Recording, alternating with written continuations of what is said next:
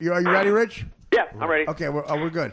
Again, my guest today on the podcast here is, first of all, set the scene. I've lived in this apartment for 17 years. I've lived with 3 different women, 4 if you count Dan now.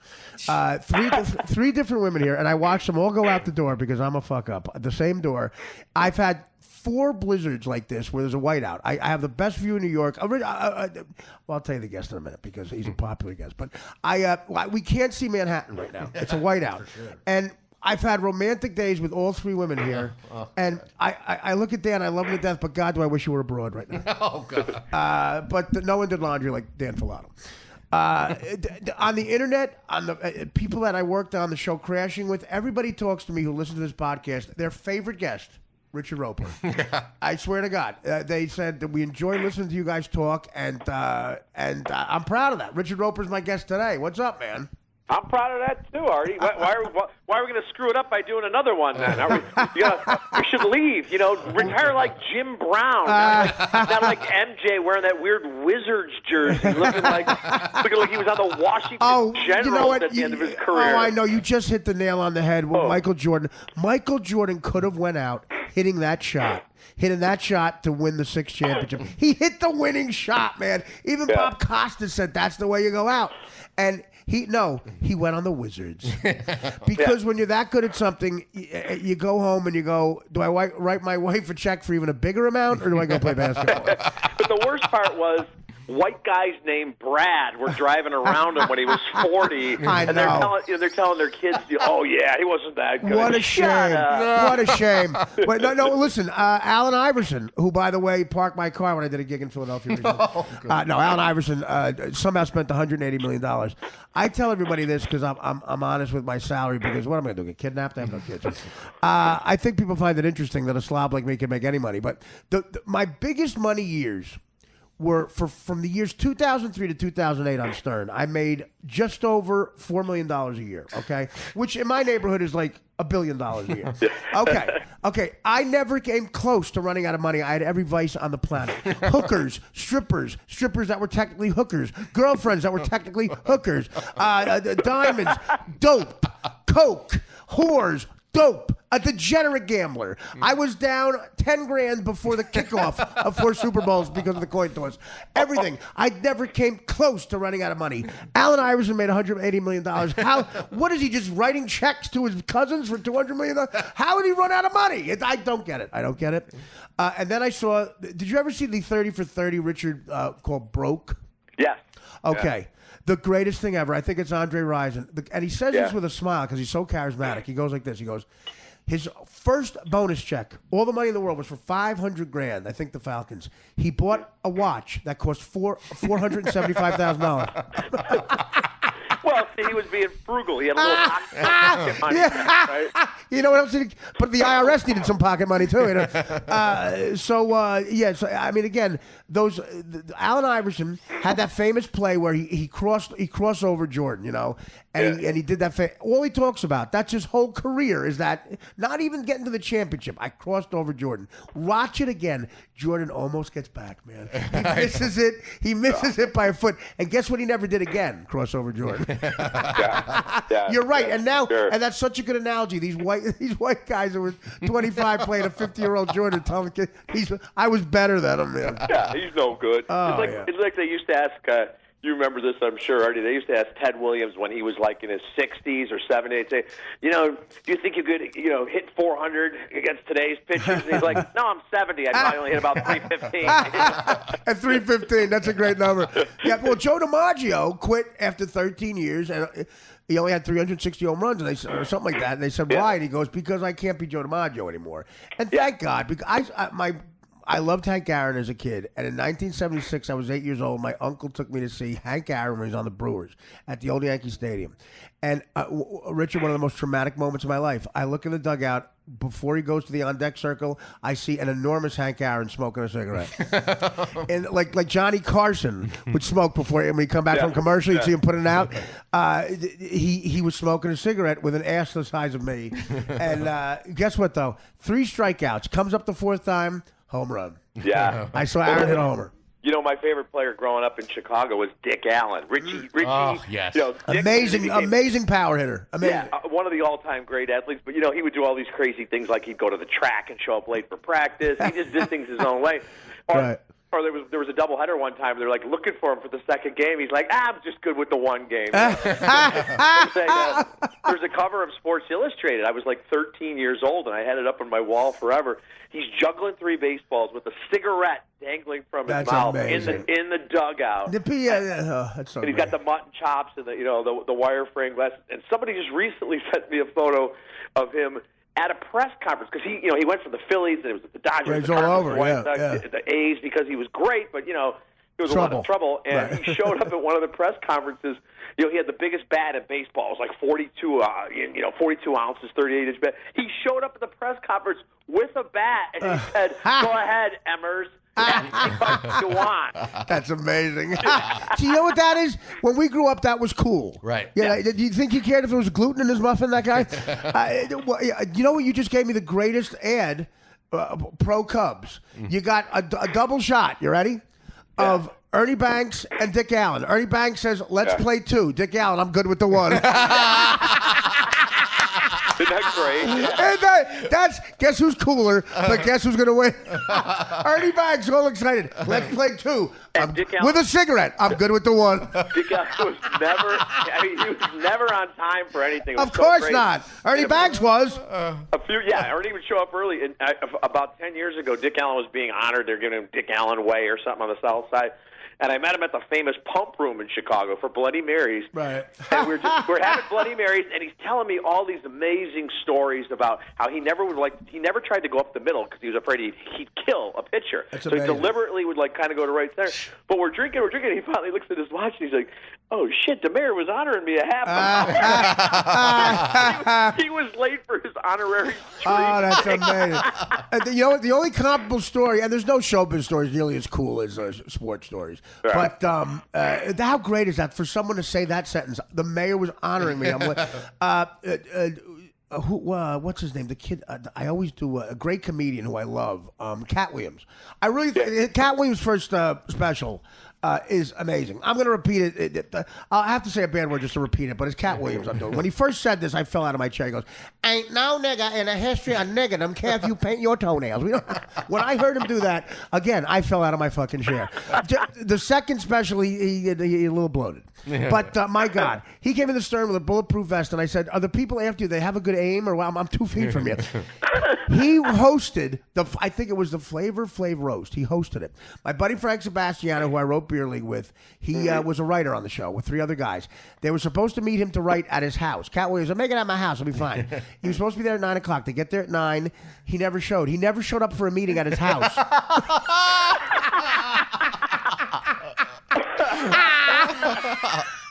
The maid finally said, "Mr. Williams, don't come back." Oh my God! Oh God, that Ernie back. "Let's play 2. I'm good with the 1 with a cigarette." You just made me love Dick Allen even more. I love them. Those stories are amazing, Richard. The mayor was honoring me. Nobody's done that. Me and him, me and you had the same exact lunch. Only the mayor wasn't honoring me.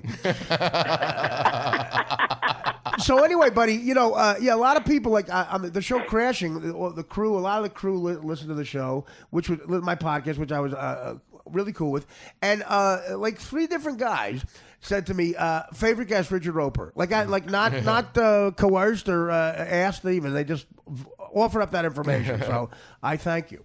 That's very cool. And we ran into the guy that interrupted your dinner in Chicago. Oh, well, okay. Did you tell Richard this yet? No. Okay. I'm in LA for 14 days, okay? I'm at the Sunset Marquee, which, by the way, not as cool. Alice Cooper, my hand to God, was in the room next to me, and he complained about noise in my room 2 times. This is true. Alice Cooper. Wow. So I went over like Ralph Cramden. I said, "Alice? Alice, what's the problem?" I threatened to punch him to the moon. So I'm in the Sunset Marquee. I'm walking through by the pool. You've been there before, right? You know the setup there? Sure. Okay, legendary place. It's where the whiskey bar is. It's where the whiskey bar where I am. About 1999, I might have told you this, Richard. I saw Julian Lennon trying to pick up a girl underneath a picture of John Lennon, and it was not working out for him. I knew the singer Tom Waits, classic guy. I did the movie Mystery Men with him. Again, awful film, but I got to know Tom Waits. Tom Waits is in the bar. He walks by me and my friend. I'm watching this for a while. Julian Lennon under a picture of John Lennon with a girl, not working. Tom Waits comes up to me. I think he's going to say hi. The only thing he says to me is, he points to Julian Lennon and goes, how long before he thinks he points to the picture?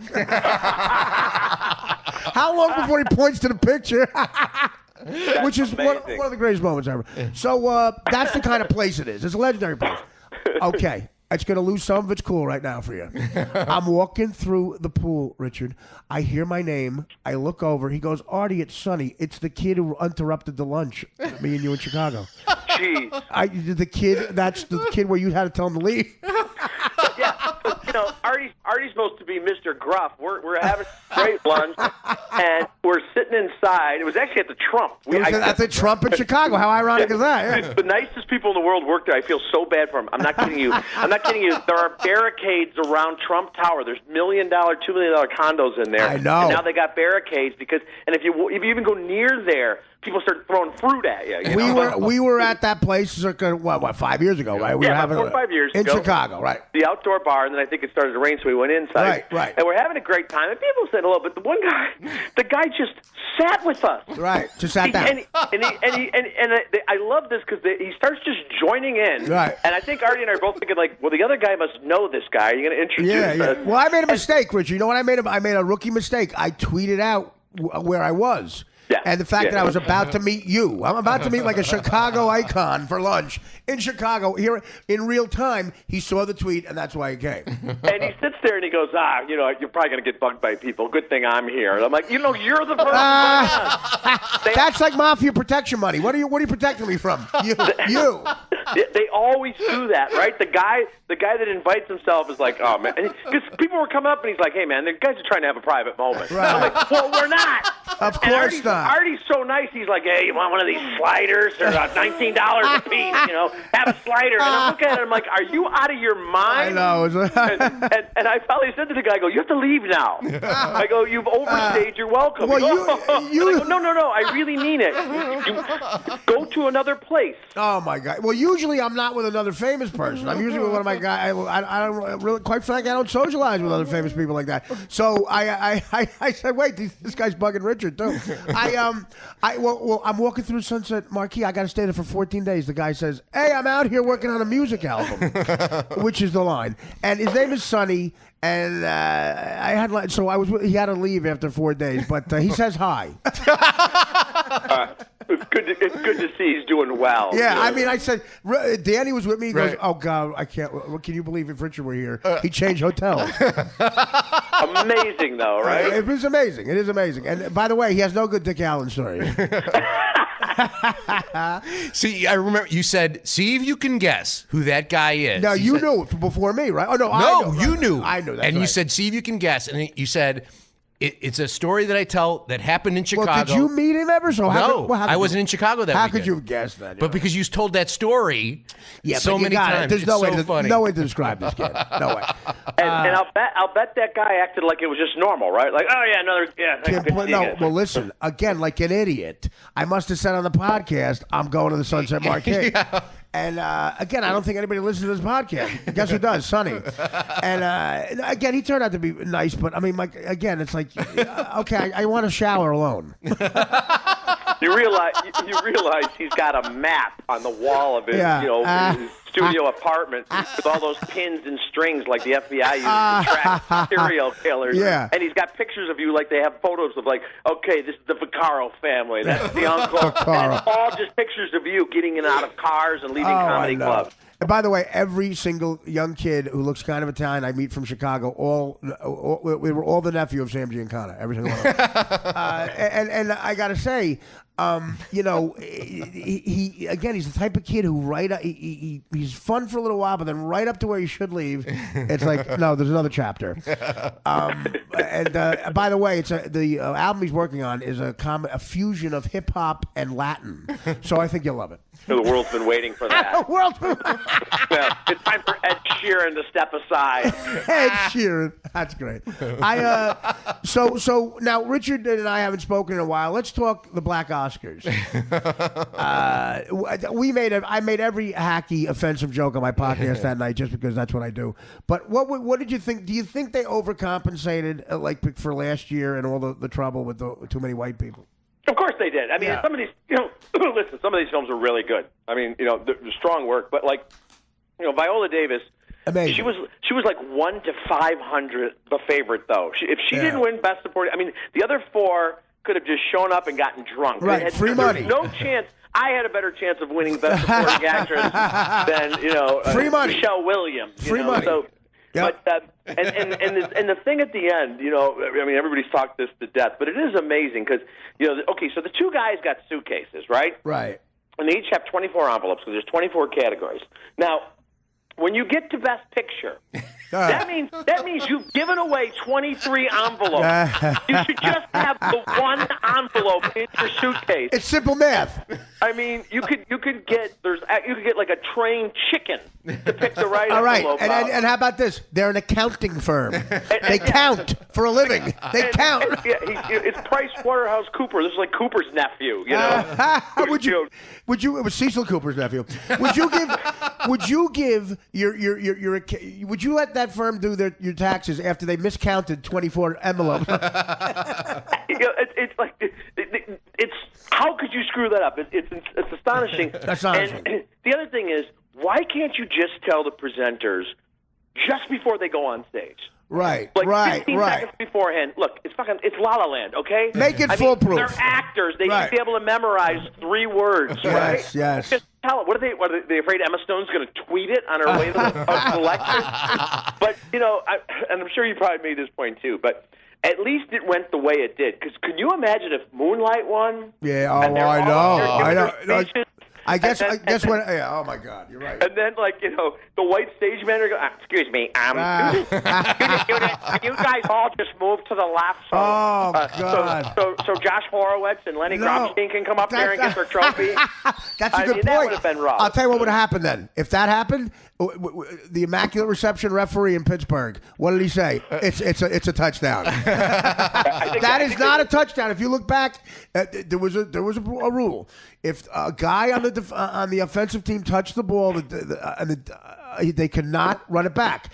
And when Fuqua makes contact, when Jack Tatum makes contact with Fuqua touches the ball, which means now game over, dead ball. It goes into Franco Harris's hands, and he runs it back. John Madden on the Raiders, of course, knows this rule. Comes out and goes, it touched an offensive guy. It is not a touchdown. But it was in Pittsburgh, and they were taking down the fucking goalpost already.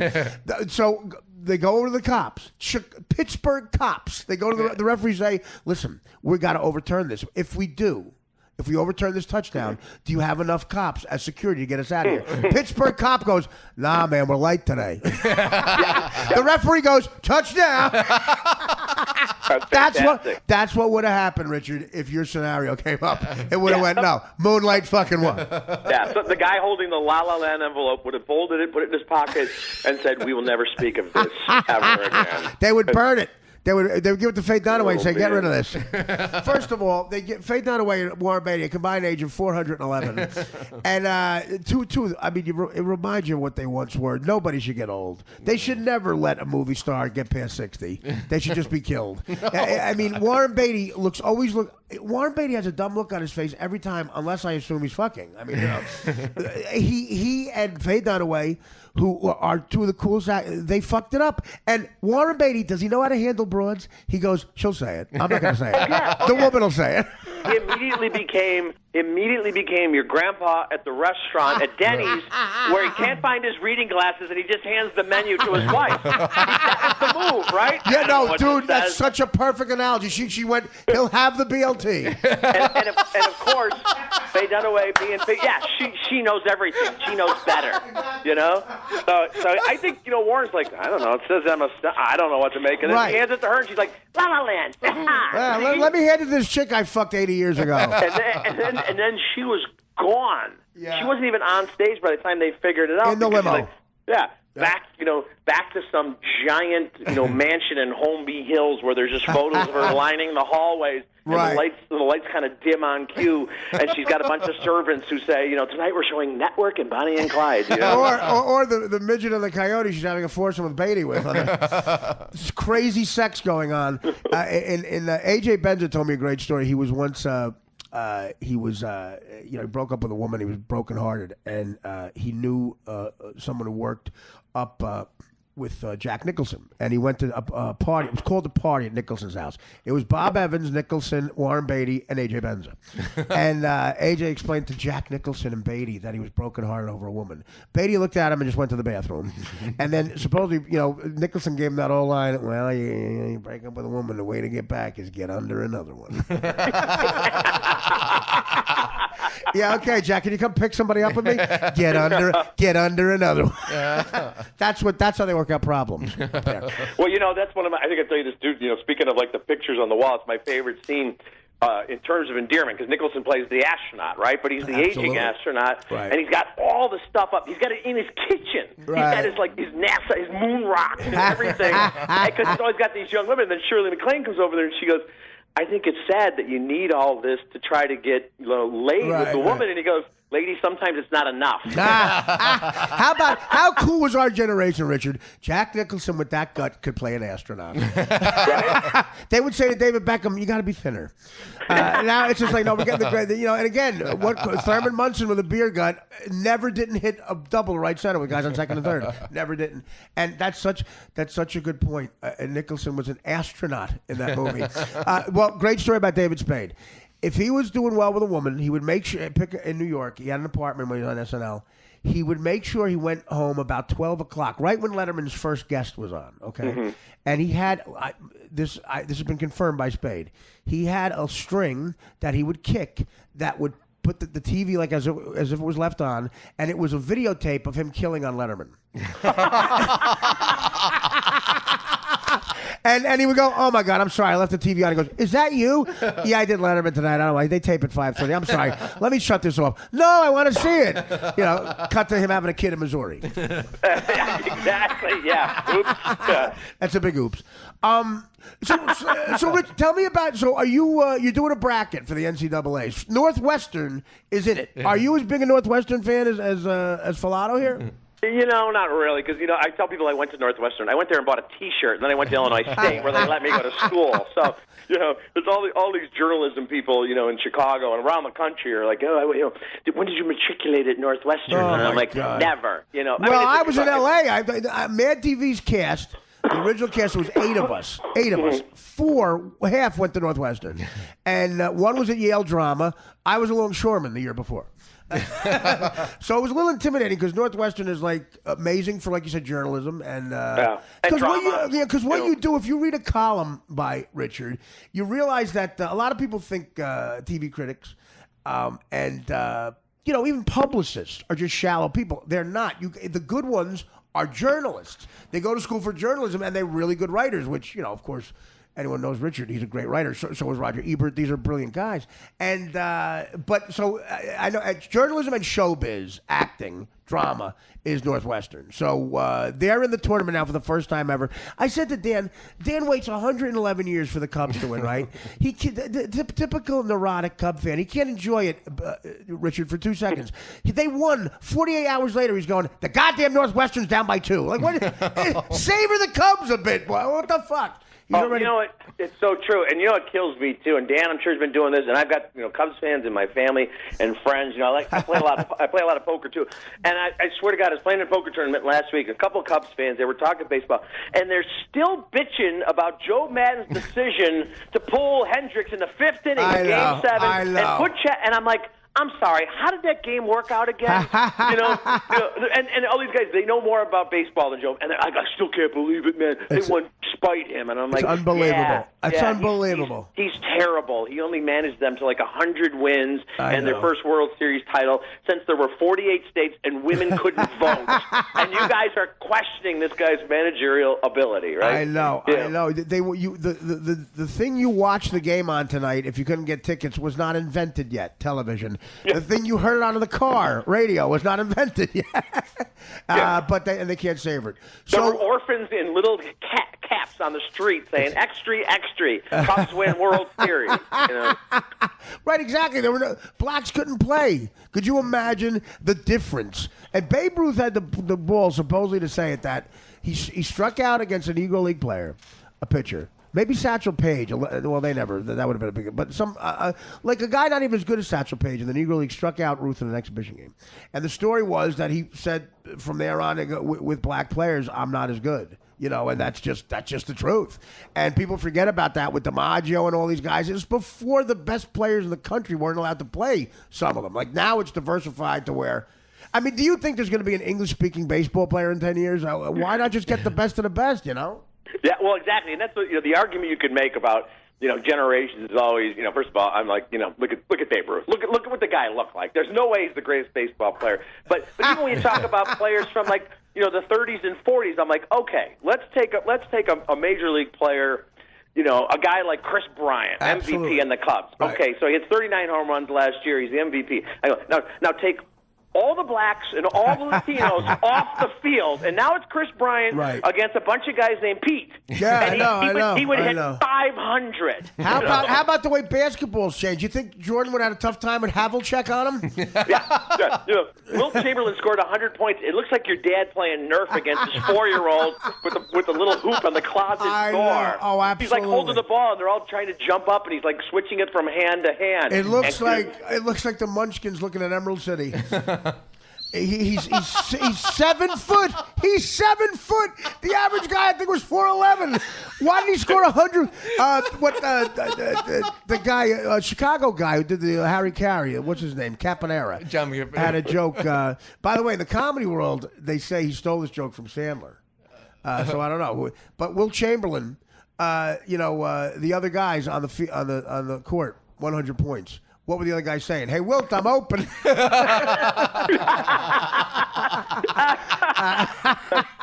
Why didn't he score 100 a game? That was in 1963. You're right. Everybody else looked like the cast of Suddenly Susan.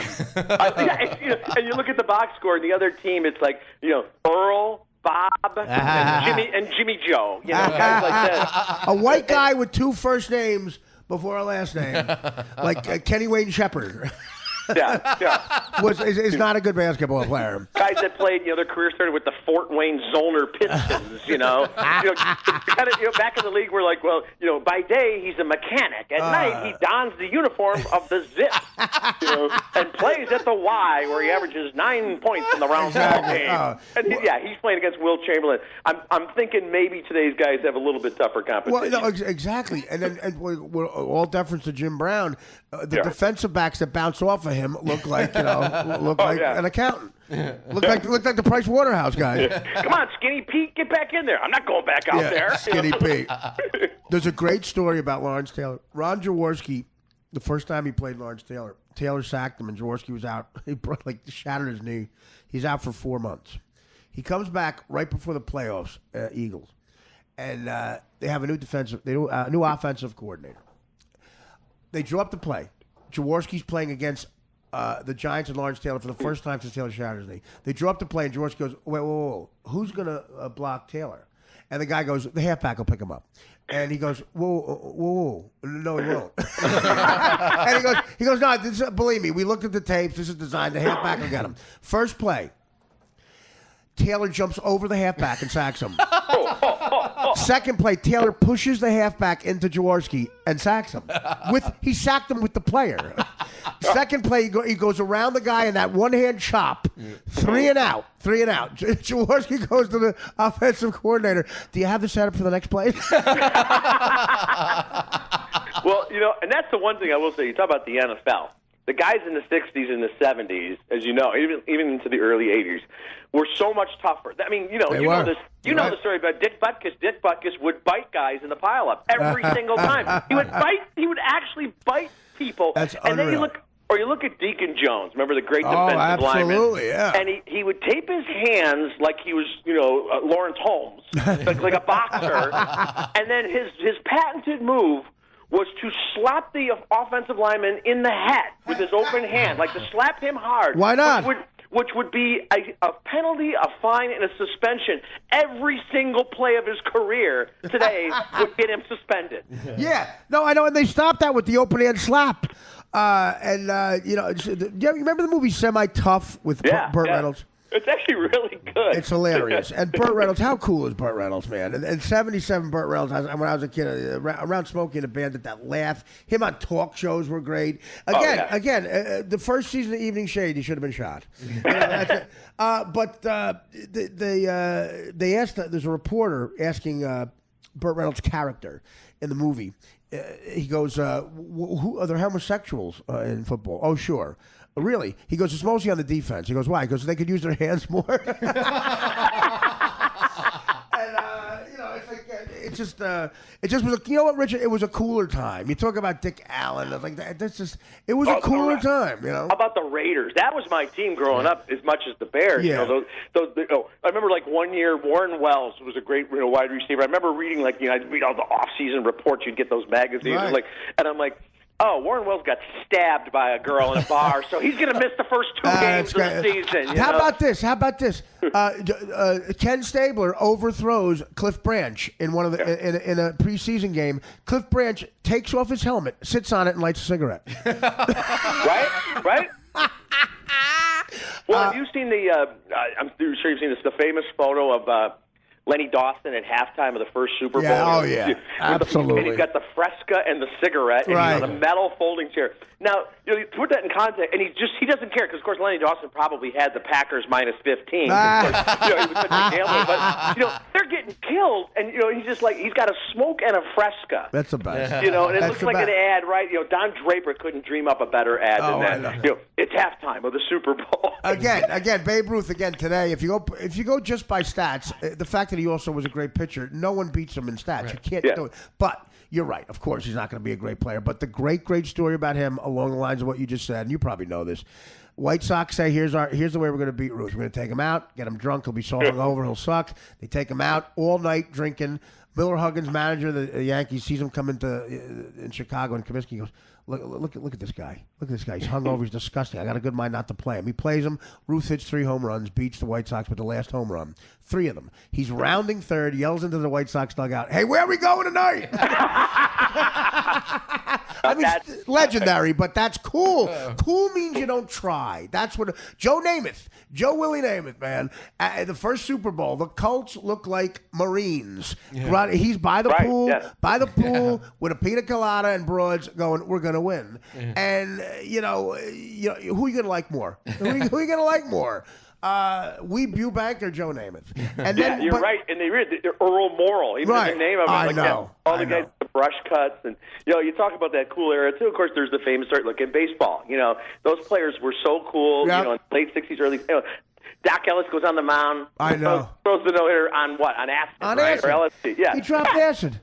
Yeah, he in a blackout. I mean, that's insane. He's throwing to a catcher who looks like a butterfly, right?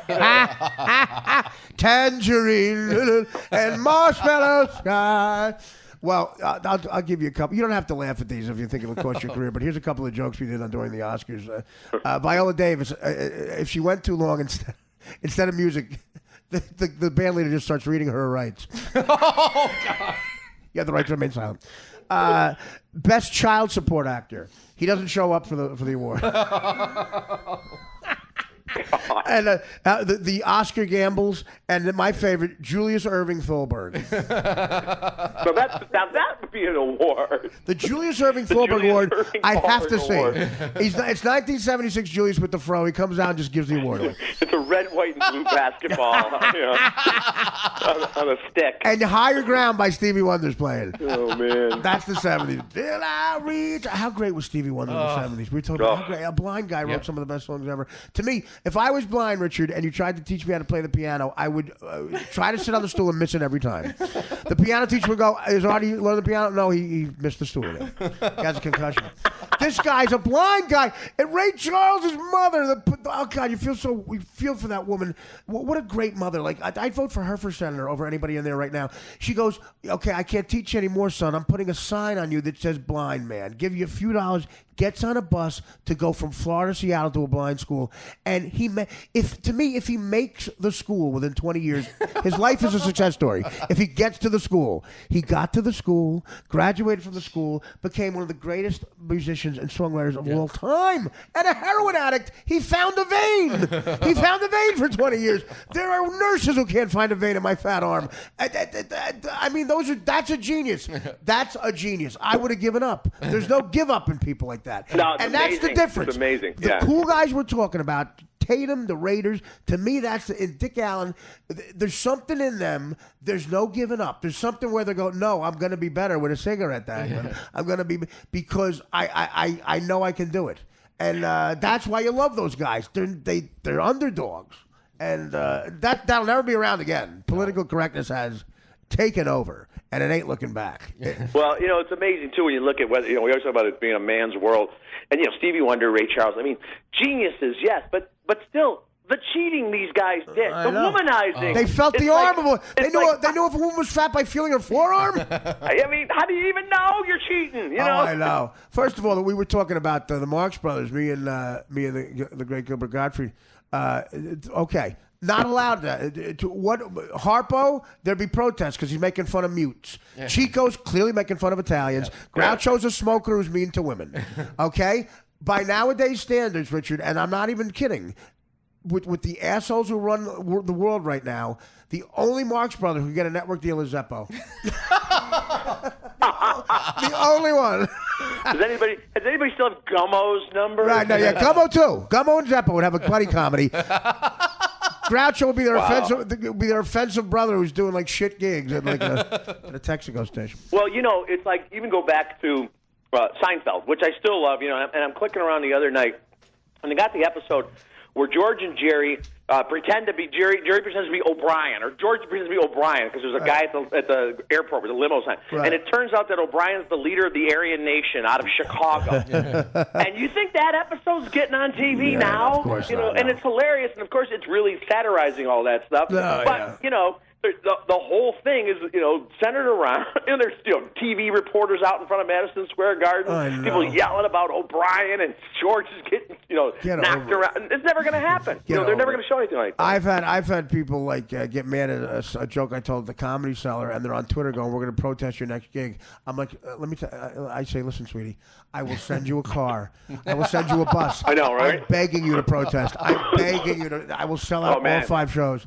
It's so true. Back in the day when I was at the Sun-Times, in an office all the time, and I'd write some column, people get pissed off, and they'd call. People would call the newspaper, and I'd get somebody to, they'd get transferred to me. I'm canceling my subscription. I'd be like, "Let me transfer you to circulation. Please tell them why." Well, let me tell you something. The first encounter I had with Richard Roeper was after the Howard Stern Show sent me out with the Queer Eye for the Straight Guys. And you wrote a column, and my uncle showed it to me. He said, Richard Roeper. I said, I like him. Was he hating on me? I read the article. You're the only guy who said, look, clearly this was an embarrassing thing. But you're the only guy who admitted, but, I think he's funny. Like, none of these guys give you credit for being funny. But in that article, you said, I think he's a funny guy. But this is not a great mark on his resume. So there's none of that. There's no honesty anymore.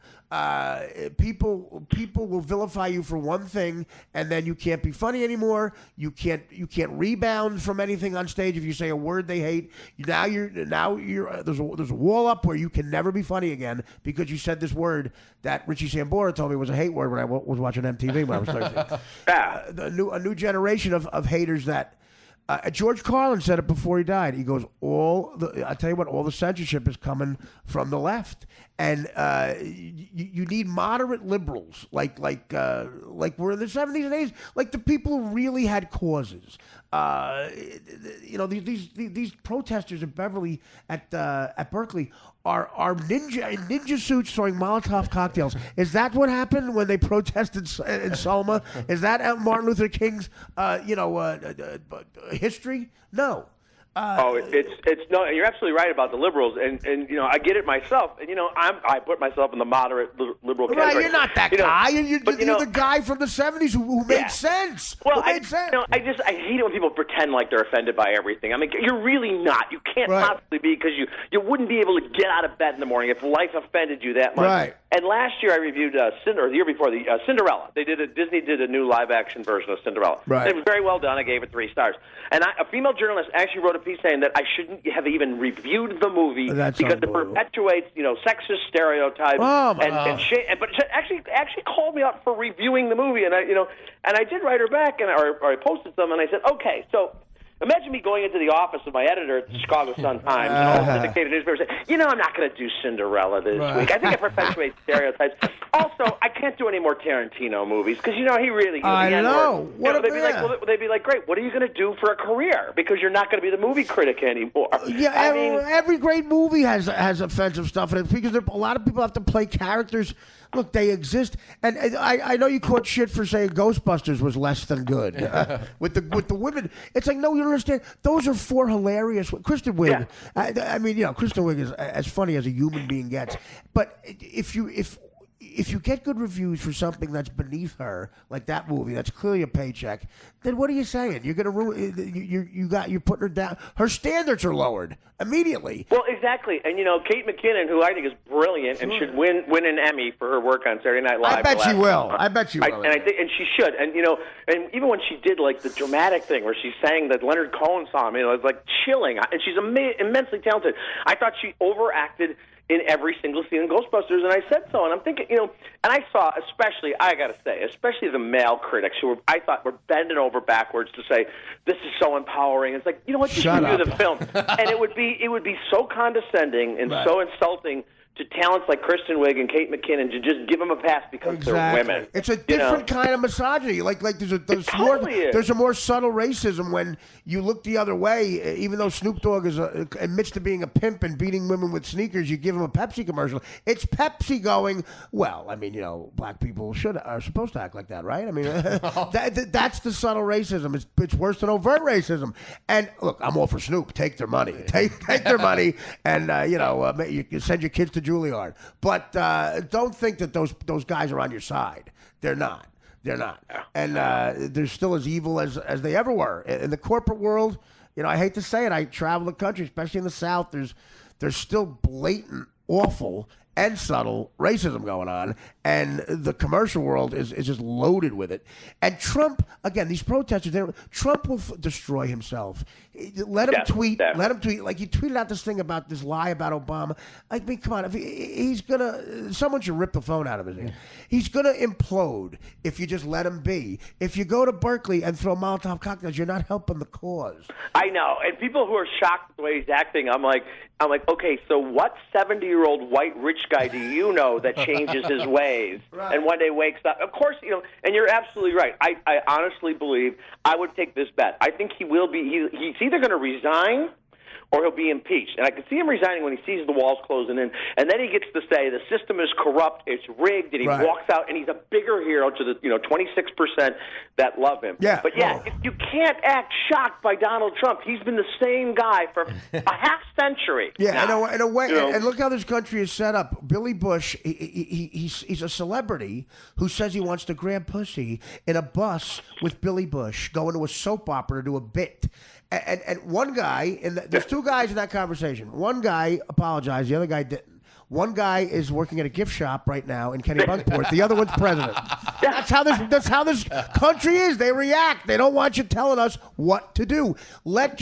Trump He'll go down himself. And you're right. That's the play, Richard. You just told him the play. Let it go. Let yourself get impeached, whatever, and then say it's rigged, blah, blah, blah. Cry it from the mountaintops, and you'll be a bigger hero. You're right. But I don't know. The world is volatile right now. It's volatile. It's crazy on the road now with I just played Detroit. That was a great crowd, but you still hear moans about things that I don't understand how a 25-year-old man can be offended by something I say. I could see a woman, but when a guy moans now, I go, put the lights up. I have to see the guy who just moaned at that. I have to see what he looks like because I hope this guy's not fighting wars for us. When I was 25, I'm trying to think something Sam Kinison would have had to do on stage to offend me, and I thought he would have to physically be beating up my mother. And even then, I'd go, she's a little loud. Let it go for a while. What am I offending a guy with? It doesn't make any sense. No, I get that too. Excuse me. And again, it's often from young guys, and I don't know if they're trying to impress women, if they're really this sensitive. Maybe they were brought up this way. But I'll review a movie with Kristen Stewart's got a movie coming out, and I never liked her in the Twilight movies. I didn't think she was good, and she's got this movie coming out called Personal Shopper, which is crazy, and it's a horror film, and it's a dark comedy, and she's really good in it. Right. Plus, you know what? Plus, she looks great. Right. And, I'll say that, and I'll say, Kristen Stewart looks beautiful and is sexy, and I hear people say, why'd you have to mention the fact that she's beautiful and sexy? I'm like, well, because she's topless in a harness in this movie, okay? So I think she's probably okay. Also, they're actors. We kind of notice what they look like. Of course, that's why they're there. Secondly, the compliment from you means so much more because it's honest. Like, you're not going to just give her a good review because she's in a hit movie and you go, wait a minute, Richard Roeper liked it. It must really be good, Or to him, at least, you're not just giving her a compliment all the time. So your compliment stands out. Yeah, I don't tweet. Hot Kristen Stewart really looked hot as she went shopping in her hot self today. It's about the movie. It's a little about deeper. The character. Yeah, it's a little deeper than that. Look, we could talk all day about this. Forget it. But I want to know the fact that Northwestern is in it. I don't know. Do you get into college hoops in the tournament every year? Because I do. I actually do, and I've been doing my brackets and everything. Northwestern plays Vanderbilt. They might win that game. Well, that's not a gimme. And then what's the line? Do you know the line? I think it's even. I think it's a pick-up. Wow. Because they're evenly matched. Wow. But the winner of that game probably goes on to play Gonzaga. So they're done. Because Gonzaga's no longer the Cinderella team that they used to be, like when we were 20 years ago. They're a big deal. They're the number one team in the country. They got some beasts on that team. So that'll be the end for Northwestern. Well, once you do well, once you surprise people, like if I remember Gonzaga maybe 15 years got to the Sweet 16. If you do that once, apparently except for Seton fucking Hall, my team. If you do that once, you recruit. Then you can recruit. Now you got a national name, and you get good players. You're able to go in there with some juice. And it took a little while, years of Gonzaga, and now they're kick ass. Yep. I mean, so you think Northwestern? No way they beat them. Gonzaga. No, they have no chance. They have no chance there. But that's the fun thing about the tournament. Like even the team, Villanova might be favored to win it all. They still only have like about a 12% chance of winning because it's hard. You got to win a lot of games. It is hard. I watched Seton Hall that run in 1989. Man, they knocked off Duke. The Danny Ferry Duke guys, they knocked off UNLV, they knocked off Indiana, and then they get to Michigan and that fucking foul. Oh my God! I lost. But you know what I'm famous for? Duke first round against Jerkoff State, 60-point lead, 60-point spread. Duke giving 60. I would always bet the other team. I'd get drunk, walk around a sports bar at the age of 19 when I shouldn't be in there with no ID, and I'm screaming, "I'm winning 60-0! I'm winning 60-0!" Then I watch Krzyzewski and Duke just methodically run pick and rolls until they won by 70 points. That's right, exactly. Just keep on doing it, keep on doing Unreal. it. And you know what? I saw that I was in Vegas for the Super Bowl. I was at one of these sports books, and when it was 28-3, the guys are walking around in their, their Falcons jerseys, right. And they're like, Brady sucks. I'm up 31.5-3 right now. Unbelievable. Trying to cash their tickets already, and the guy's like, "Sir, the game's not over yet." Yeah, it's over. And even though I was kind of rooting for Atlanta, I started rooting then for New England just to watch these people get quieter and quieter. No, you know what? Yeah, Tom Brady's a winner, and I bet the money line. I won $15,000 on this year's Super Bowl. I bet the money line. I owed the bookie 21, so it was a little less anticlimactic. But I said I still owe you $6. But 15 grand I won on the money line, and the reason I did it, a lot of Giant fans said, "Why'd you do it?" I said, "You know why? Because guess what's happening today? Today, just for one day, me and Tom Brady are rooting for the same thing, and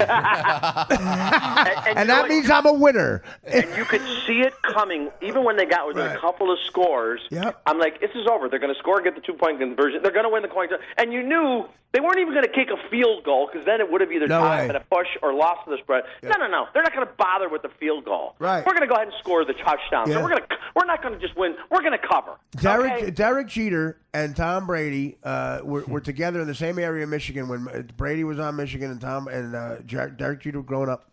I think God, I don't know if he jerked off on that part of Michigan because they were both touched by God, Jeter and Brady. So for one day, I wanted the same thing to happen as Tom Brady, and I was that's a true gambler because you got to put that personal feelings aside. And the moment that owner of the Falcons and his bride came down to the sidelines and were holding hands, right? If back in the day, the coach would have taken him by the lapels and told him to get the hell off the sideline because it's like you can't do that. No way. And then up in the box, there's of course the whole team, Team New England. They're like, hey, anybody want another old fashioned? We're good up here. We're fine. I tell you what, you talk about degenerate gambler, true gambler, cop. The greatest story ever. A cop is walking the beat on the Upper East Side on a Sunday morning, the same Sunday the Jets with Joe Willie Namath are playing the Raiders in the AFC Championship game. He's a huge Jet fan. The line on the Jets are it's like 2 or 3 either way, basically even. And he sees Joe Namath walk out with a chick stumbling, hungover, and on his way, I guess, to practice or something. Gets in a cab, and he's clearly going to be late for practice. It's like noon. The guy is a Jet fan. The cop sees him hungover, calls his bookie, bets against the Jets. And the Jets win. That's a degenerate. The cop said, "I just saw Joe Namath come out, hungover. It's the day of the game. He can't play well, clearly." And he bet against Joe. He bet against that magic that Joe Namath had. And that's a gambler. That's a degenerate. I'm always hearing from people in Chicago telling me, I saw LeBron out last night. I'm like, yeah, okay, so he's only going to score 37. Yeah, right, and exactly. And get 12 rebounds and 8 assists LeBron against the Bulls. Yeah, no, you didn't. And even if you did, so what? Yeah. I say this. There's never been a human being in better shape than LeBron James. I think he's the best shape. Now, he doesn't have the finesse Jordan has. I mean, he literally flies. He flies through the air and sort of like muscles his way in the way Jordan had that finesse. But so if I'm picking my all-time team, I'd take Jordan above LeBron. It's a good argument, whatever. But him going out one night ain't gonna affect anything. Yeah, I mean that is a guy that I really do believe could have been an All-Pro tight end if he wanted to be. He was a great football player too. Yeah. Here's a quick degenerate gambling story for you too. You'll love this, Artie. So I got a friend who's a bookmaker. He's a bookmaker, right? And every once in a while, I've known him for years. Every once in a while, if he's got a ton of action, he'll call me to lay off. He wants to lay off some of the bet, which is actually great because then you don't have to think. Right. And usually the bettors are wrong. So he'll just say, hey, do you want $1,000 on Michigan State, or hey, take $300 on the Pirates or whatever. And recently, I got a text from him recently, and he goes, can you take $300 on the Dolphins? And I'm like, this must be an old text. I'm like, the Dolphins? He goes, well, Whitney Young. They're the Dolphins. That's a high school team here in Chicago. And I'm like, I go, dude, I'm not taking action on a high school game. That's amazing. That's just wrong. That's amazing. Well, listen, at the Mirage Sportsbook in Vegas, you could bet on 2 kids playing wiffle ball in the backyard of Minnesota. Of course, I said to him, why? Is somebody on DuSable hurt? What's going on with this game? Why is there so much money on Whitney? But who's betting on high school? And who's setting the line? Well, Jimmy's got a really bad case of acne, so he's not going to take it. He's too embarrassed to take the floor. But that's the thing. In high school, it's acne, and in college, it's backney. Although I made a fortune betting on Taiwan, the Little League World Series back in the day. You always got to do that. People didn't understand. I go, that's the all-star team for the whole country. We just got guys from one league. We're not going to win. When Taiwan won, a lot of people say when the Pope visited, he said it was in September, and they said to him and his Cardinals, you could do whatever you want here in New York. What do you want? He goes, well, we're upset because we missed the World Series. And the guy said, no, it's in October. He goes, no, the Little League World Series. Wow. We like every player on the winning team on our plane. It doesn't happen until October. We're talking about the Taiwan team. All of a sudden, you're Peter Graves in Airplane. How about that? Would those jokes show his time? Like, would never. He sounds exactly like Jerry Sandusky. Exactly like him. Hey, you ever see a grown man naked?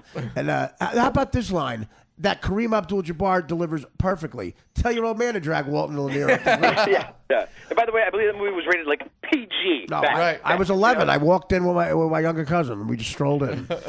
All right, so what now? The brackets. Are me and you going up against each other? Is Filato giving me the right information here? Yeah, I thought it'd be fun. That'd be hilarious. That'd be great. Yeah. All right. Well, whatever you want to go for. We'll play for. And on Twitter, we'll keep updates, and I'll fill out the bracket. And I'll. How do you want to handle it? You just want to. You fill out a bracket. I'll fill out a bracket. We'll send them to Dan. He can post them wherever for you, and not and I can do it for me. And that way, the public can see it and mock us, which is always great. Oh, that's great. Because of course, you get all these experts too saying, "You really think that North Carolina Central has the power forward?" No. It's like, shut up. Is there anything better than sports gambling will immediately make an afternoon more interesting? That's why, and people will start to argue dumb arguments, smart arguments, and it's great. And I'm in. I'm totally in. I'll fill out the bracket right after we get done here. And awesome. Again, hey Richard. Again, I'm telling you, people love you on the show. It helps my podcast. I appreciate you coming on. Well, Dan knows that I've told him this too. I love doing it. So anytime, I always really enjoy it. This was another laugh fest. And dude, I'm going to lose sleep laughing over a TV ad with Ernie Banks and Dick Allen. Let's play two. I'm good with the one. With a cigarette. That is what a cool guy. You told me Dick Allen stories I didn't know. So until the next time, I'll fill out the brackets. That'll be fun. I'll get it going on Twitter. Great. And thanks so much, Richard. Of course. Anytime, Artie. You be well. Take care. All right. Take care, man. Great Richard Roeper. Again, he always delivers. He always delivers as a guest. That guy is, I don't know why these talk shows don't have him on once a month.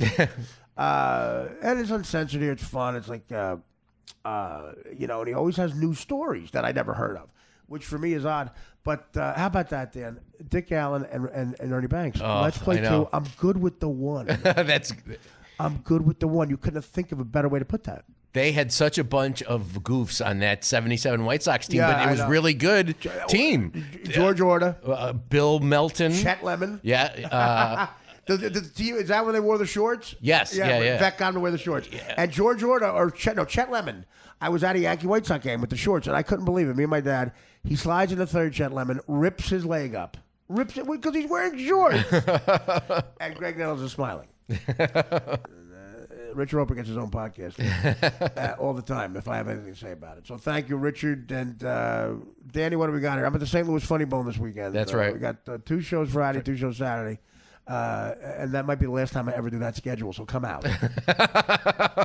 I got to thank Detroit, man. Detroit, what a crowd Detroit was. What a crowd, and I love you, Detroit. I will be back, and hopefully at that casino, Motor City. Amazing theater, amazing show. It was just amazing room. Yeah. I had the best room. We did a funny podcast with the great Russ Medivh. Russ was hilarious, as always.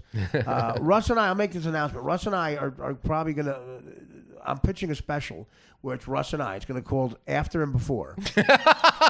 And Russ will do like a half or whatever he wants. I'll do like an hour or whatever, and that's the whole special. It's me and him. And it's going to be a blast. So we're working on the road. Me and Russ will be all over the country in the next year, perfecting it, and then hopefully we'll release it, crashing on HBO.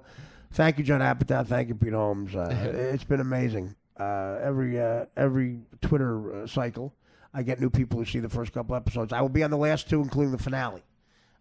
So check that out. And crashing is, I've gotten reviews I've never gotten before, so I'm enjoying myself at 49 because I'll be dead at 50. Oh, stop. Kidding. I love you. All right, take care, brush your hair.